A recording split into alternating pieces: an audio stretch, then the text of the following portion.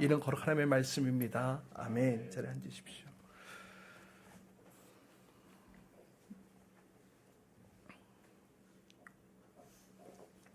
우리가 계속해서 이 지혜에 대한 이야기를 함께 나누고 있습니다. 연초부터 전도서를 통해서 지혜에 대해서 말씀을 계속 드리고 또 함께 나누다 보니 문득 이 지혜가 무엇이지 하는 그런 생각이 들었어요. 그래서 한번 이 지혜가 무엇인지를 한번 정리해야 되겠다 이런 생각이 들었습니다.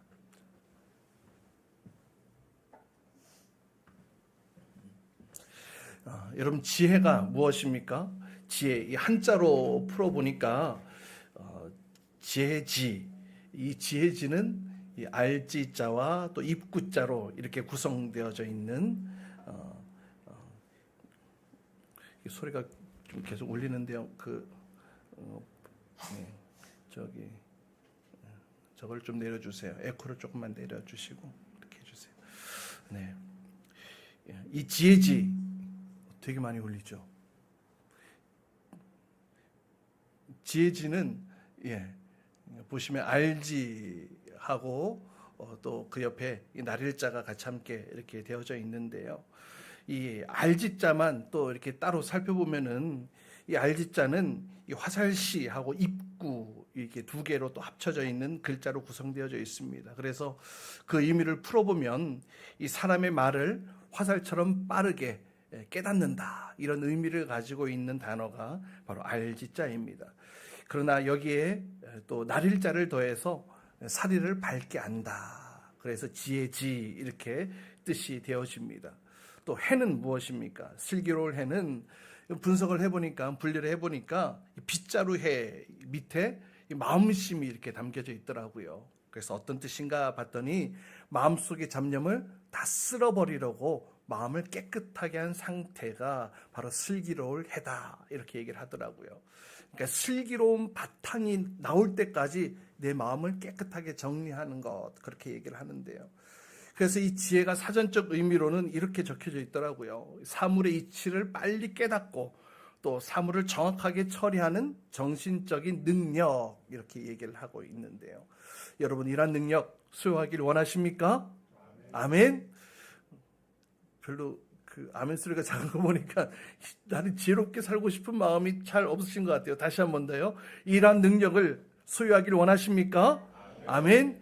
그래요. 이 사물의 이치를 빨리 깨닫고 또 사물을 정확하게 처리할 수 있는 이 능력이 우리 모든 성도님들께 있기를 주님의 이름으로 축복합니다.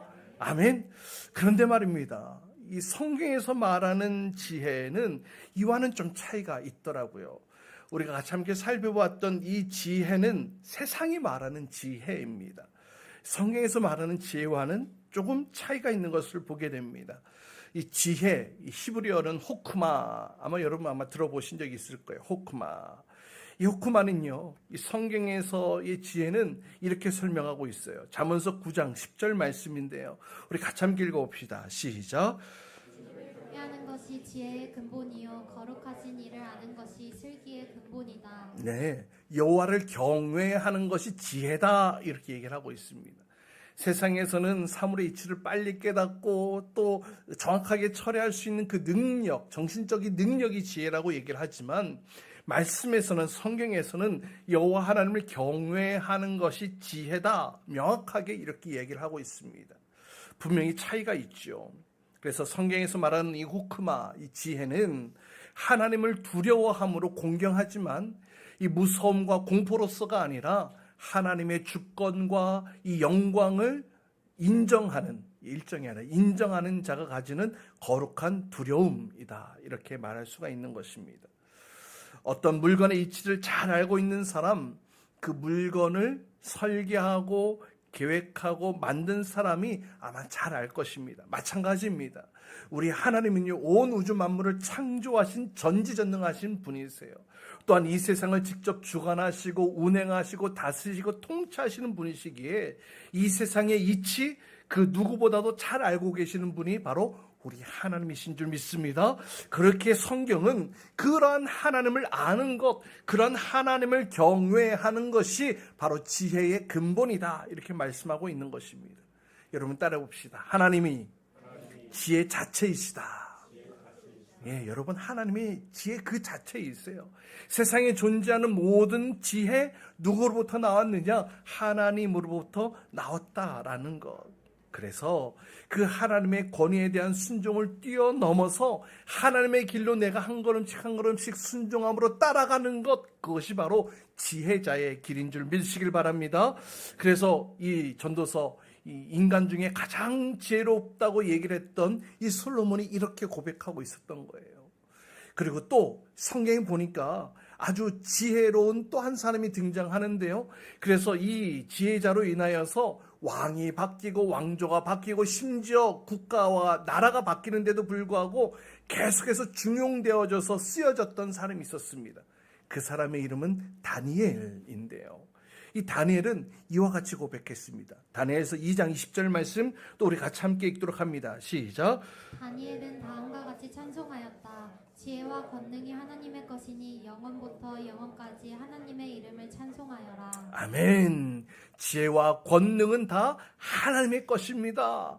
영원부터 영원까지 하나님의 이름을 찬송할지어다. 아멘. 왕이 바뀌고 나라가 바뀌어도 그 위치에서 계속해서 중용되어졌던 지혜자 다니엘. 그 다니엘은 나에게 주어진 이 모든 것이 다 하나님의 지혜입니다라고 고백하며 찬송했던 것을 보게 됩니다. 사랑하는 여러분, 이 지혜가 있기를 주님의 이름으로 축복합니다. 지혜 그 자체이신 그 하나님을 우리의 마음 가운데 모셔드리게 될 때에 우리의 마음에는 하나님의 지혜로 가득 차게 되어짐을 믿으시길 바랍니다. 지혜를 원하십니까? 하나님을 모셔드리십시오. 그 하나님의 지혜가 바로 여러분의 것이 되어질 것입니다. 할렐루야.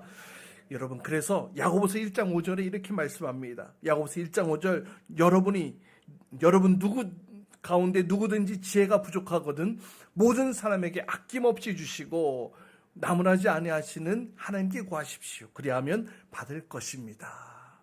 지혜가 필요하십니까? 모든 사람에게 아낌없이 후히 주시고 더 달라고 나무라지 않으시는 그 하나님 앞에 구하며 나갈 때에 하나님께서는 주실 것이라고, 그것을 받게 될 것이라고. 할렐루야. 그 지혜를 구하십시오. 하나님 앞에 구하십시오. 그 지혜를 얻게 되어질 것입니다. 그 지혜 하나님이 우리의 삶을 인도하고 계시는 줄 믿습니다. 우리의 모든 판단, 우리의 모든 결정, 우리의 모든 선택의 문제에 있어서 하나님께 지혜를 구하십시오. 하나님께서 여러분에게 지혜를 주실 줄 믿습니다. 오늘 말씀은 지난주에 이어서 또 지혜로운 사람과 어리석은 사람의 차이를 함께 또 살펴보려고 하는데요. 오늘 5절 말씀을 보십시오. 내가 세상에서 본 잘못된 일 또 하나는 뭐라고 얘기를 합니까? 역시 통치자에게서 볼 수 있는 크나큰 허물이다. 이렇게 얘기를 합니다. 지혜로운 사람과 어리석은 사람의 차이, 첫 번째는 바로 지도자의 리더십의 차이가 있습니다. 지혜로운 사람이 지도자가 되면 리더십을 갖고 일을 하게 됩니다. 그러나 어리석은 사람이 지도자가 되면 리더십이 없습니다. 국가의 지도자 하면은 뭐 대통령을 중심으로 해서 이 국무위원들이 있겠죠. 또 기업의 지도자 하면 뭐 회장, 또 사장단이 있을 수 있겠고요. 또 그룹이나 또 여러 공동체를 이끄는 모든 사람들이 지도자가 되어집니다. 그런데 이 지도자에게 리더십이 없으면 그 공동체는 혼란이 오고 또 무너지고 만다, 이렇게 얘기를 합니다. 이것은 그 공동체가 크거나 작거나 상관없이 동일하게 적용되어지는 사건입니다. 방금 읽은 5절 말씀을 보면 통치자에게서 볼 수 있는 큰 허물, 이렇게 기록되어져 있습니다. 다시 말하면 지도자가 지혜롭지 못하고 어리석게 된다면 어떤 일이 일어나겠느냐, 그런 이야기를 하고 있는 것인데요. 6절 말씀 우리 같이 함께 읽습니다. 6절입니다. 시작. 어리석은 사람을 높은 자리에 앉히고 존귀한 사람을 낮은 자리에 앉히는 것이다. 네, 어리석은 지도자가 뭐라고 어떤 일을 벌이고 있습니까? 존귀한 사람을 높은 자리에 임명하고 앉혀야 되는데 오히려 어리석은 사람을 높은 자리에 앉혔다라는 겁니다. 지도자가 어리석을 때에 이와 같은 일들이 일어날 수 있다는 것이죠. 이 지도자는 각 중요한 위치마다 그에 맞는 사람을 바로 세울 줄 알아야 합니다. 단순히 내가 너를 더 잘한다고 해서 또 학연으로 지연으로 인맥으로 그렇게 사정을 보고 그 자리에 그 사람을 앉히는 것이 아니라 그 사람의 능력을 보고 그 사람의 또 실력을 보고 그 사람의 또 자격을 보고 그 위치에 앉혀야 합니다. 그런데 그렇지 않다면 국가든 나라든 큰 위기를 맞이하게 될 것입니다. 그렇게 어리석은 지도자로 인해서 누가 피해를 봅니까? 누가 피해를 보냐면 백성들이 피해를 보는 거예요. 그러면서 백성들이 탄식합니다. 7절 말씀 보세요. 내가 보니 종은 말을 타고 상전은 종처럼 걸어다니는 일이 있더라. 여러분, 참 안타까운 것은요, 우리나라 이 정권이 바뀌면은 모든 중요 보직들도 싹 다 바뀌는 것을 보게 되어집니다. 물론 재능과 능력을 따져서 본다고는 하지만 그러나 일반 백성들이 볼 때에는 정치적 성향에 따라서 그냥 이렇게 바뀌어지는구나 이렇게 보여지더라고요. 과거에 종되었던 자들이 중요한 위치에 오르게 되고 또 지혜롭고 능력 있는 자들이 퇴출되어져 종처럼 걸어다니는 신세가 되어졌다 이렇게 얘기를 하고 있습니다. 그러나 여러분, 정말로 건강한 공동체는 또 건강한 국가는 능력대로 일하고 또 능력대로 대우해주고 그 능력에 맞게 쓰여지도록 하는 것이 바로 좋은 공동체, 좋은 국가가 아닐까 싶습니다. 그런 생각이 들더라고요. 이 다니엘 서두에도 말씀드렸지만 왕이 바뀌고 나라가 바뀌고 국가가 바뀌어도 그 위치에 계속 머물면서 맡겨진 일을 계속 감당하는 그런 다니엘과 같은 사람이 왜 오늘날에는 우리나라에는 없을까 이런 생각이 들기도 했는데요. 바라기는 저와 여러분이 바로 이 시대의 다니엘과 같이 하나님을 경외함으로 하나님의 그 지혜를 공급받아 주어진 그 위치에서 아름답게 주를 위하여서 사역하고 쓰여지고 쓰임받는 저와 여러분 될 수 있기를 주님의 이름으로 축복합니다. 아멘. 함께 여러분 옆 사람과 인사합시다. 다니엘과 같이 됩시다. 네, 다니엘과 같이 하나님 앞에 귀하게 쓰임받는 그런 능력의 삶 될 수 있기를 소망합니다. 16절을 보십시오. 16절을 보면 어리석은 지도자와 또 지혜로운 지도자가 다스릴 때 어떤 결과가 나오는지 말해주고 있는데요. 16절 말씀 우리 같이 함께 또 읽습니다. 시작.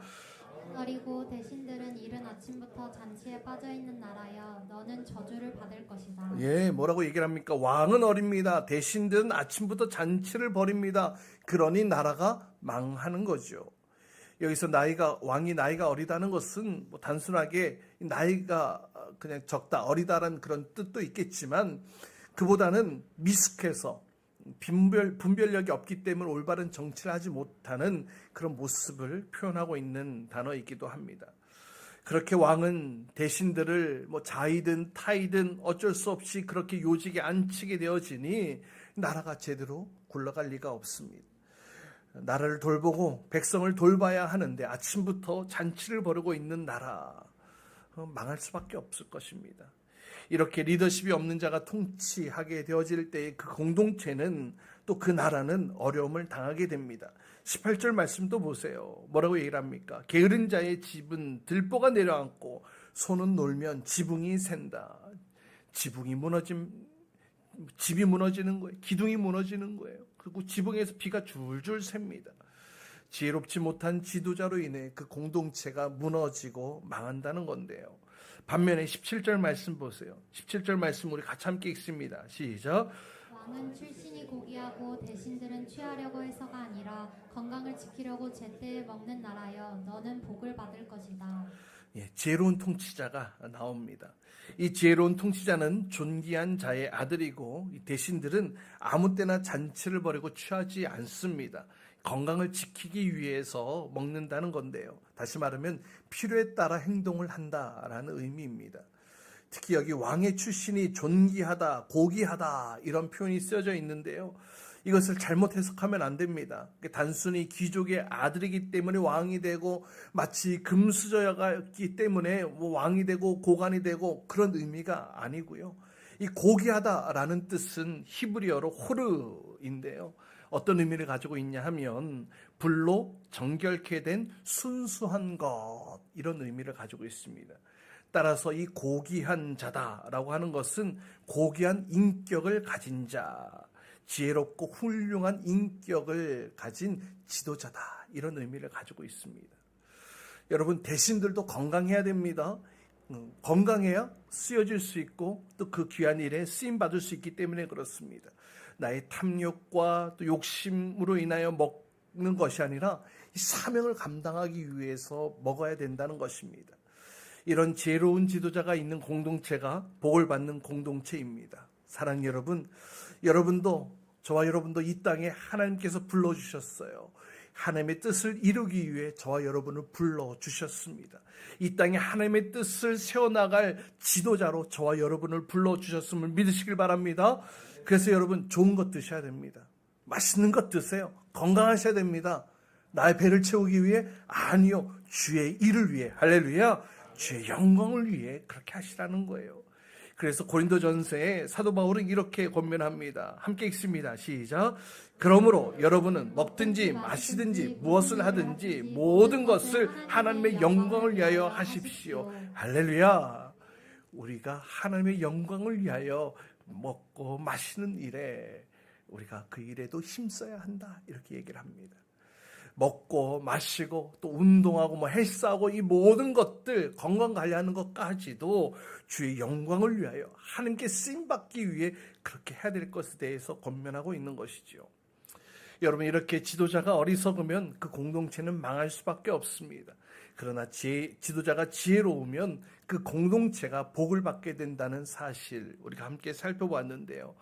오늘 참 지혜 되신 그 하나님 앞에 예배자리에 나오신 모든 분들이 바로 그 지혜로운 지도자가 되어서 하나님께서 여러분에게 맡겨주신 그 영역들을 하나님의 지혜로 통치하고 다스릴 수 있기를 주님의 이름으로 축복합니다. 그래서 여러분이 세워지는 그 곳곳마다 하나님의 복으로 쓰임받을 수 있기를 주님의 이름으로 간절히 축복합니다. 두 번째 살펴볼 것은 이타심과 이기심의 차이가 있습니다. 지혜로운 사람은 다른 사람을 사랑합니다. 또 베푸는 그런 이타심이 있어요. 다른 사람이 잘 되도록 도와주고 그러면서 내 자신도 잘 됩니다. 그러니까 서로 윈윈하게 되어지는 것이죠. 함께 잘 되는 거예요. 그런데 어리석은 사람은 어떻습니까? 내가 잘 되기 위해 상대방을 억누르고 모함하고 그것으로 나의 이득을 취하려고 합니다. 그렇게 이기심으로 욕심으로 나가는 사람, 결국 자기 자신도 망하게 되는데요. 8절 말씀을 보세요. 8절 말씀 함께 읽습니다. 시작.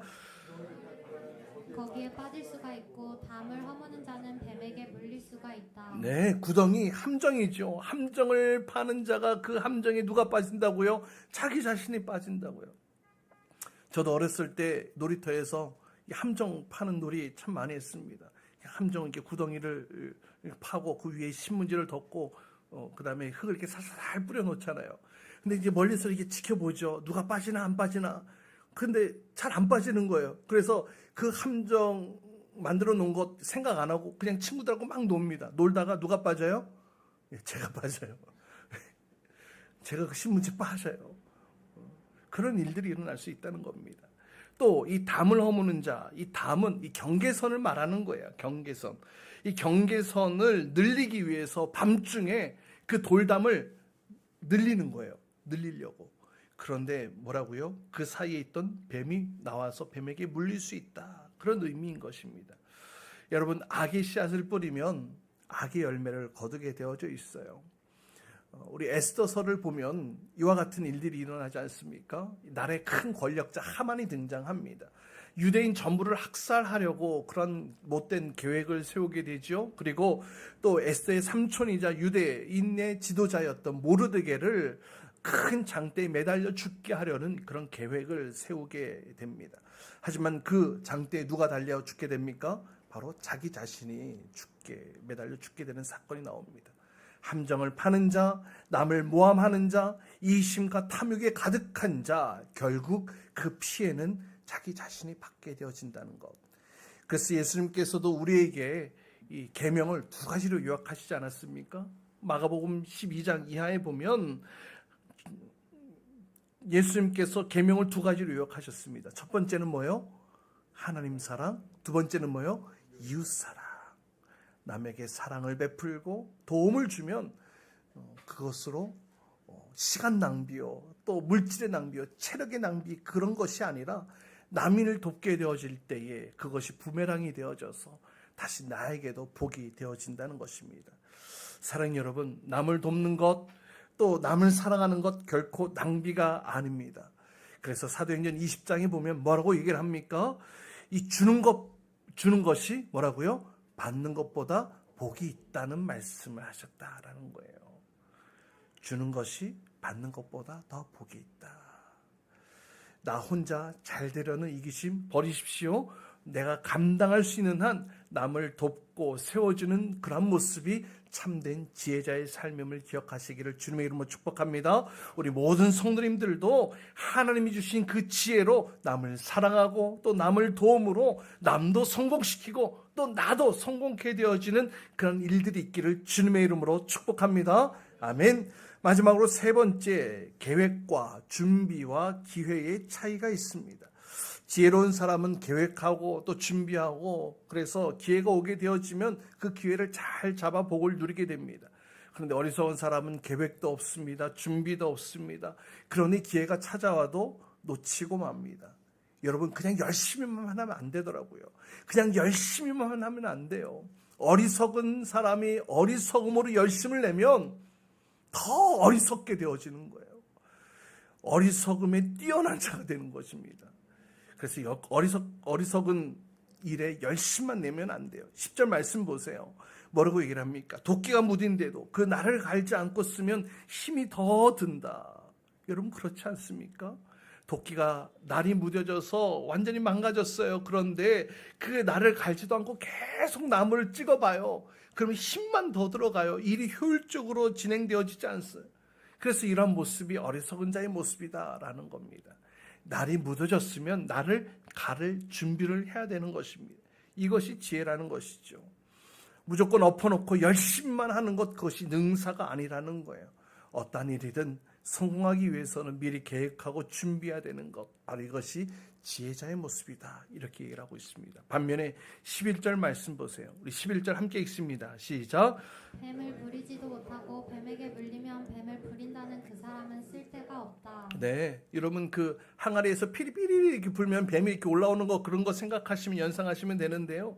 이 그 뱀을 다스릴 수 있는 그 기술이 있어야 뱀을 부릴 수 있는 거예요.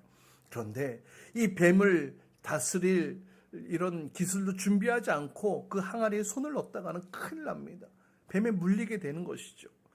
그래서 이와 같은 일을 하기 위해 뱀을 부릴 줄 아는 기술을 준비해야 된다는 것, 그런 이야기를 하고 있는데요.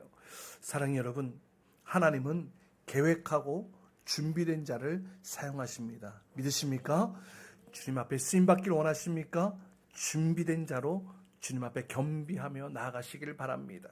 나에게 주어진 시간들 속에 내가 쓰임받기를 원하느냐? 그럼 그 일에 준비해야 된다는 거예요. 하나님 앞에 쓰임받기를 원하느냐? 그러면 그 하나님 앞에 쓰임받기 위해 내가 준비해야 됩니다. 무엇을 준비해야 됩니까? 기회가 되어질 때마다 하나님의 합당하게 내가 쓰임받을 수 있도록 그 하나님의 음성에, 하나님의 말씀에 나의 인생에 초점을 맞출 줄 알아야 한다는 거예요. 사장이 직원을 부릴 때에 말 잘 듣고 또 나의 이 사장의 의도를 잘 파악해서 그 일들을 잘 수행하는 자들이 계속 부름받고 쓰임받는 것 아니겠습니까?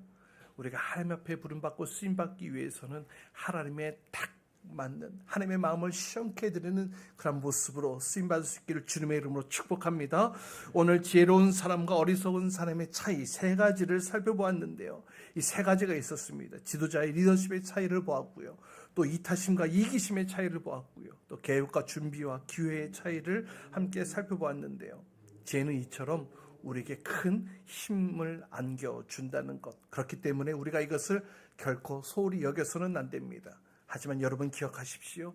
이 모든 것이 누구로부터 나온다는 것? 하나님으로부터, 여호와로부터, 여호와를 경외함으로부터 이 지혜가 나온다는 사실을 기억하시기 바랍니다. 그래서 마지막 이 말씀으로 오늘 설교를 마치려고 하는데요. 잠언서 1장 7절 말씀 우리 같이 함께 우리 큰 목소리 읽도록 하겠습니다. 함께 읽습니다. 시작. 주님을 경외하는 것이 지식이 근본이거늘 어리석은 사람은 지혜와 훈계를 멸시한다. 한 번 더 시작. 주님을 경외하는 것이 지식의 근본이오늘 어리석은 사람은 지혜와 훈계를 멸시한다. 아멘.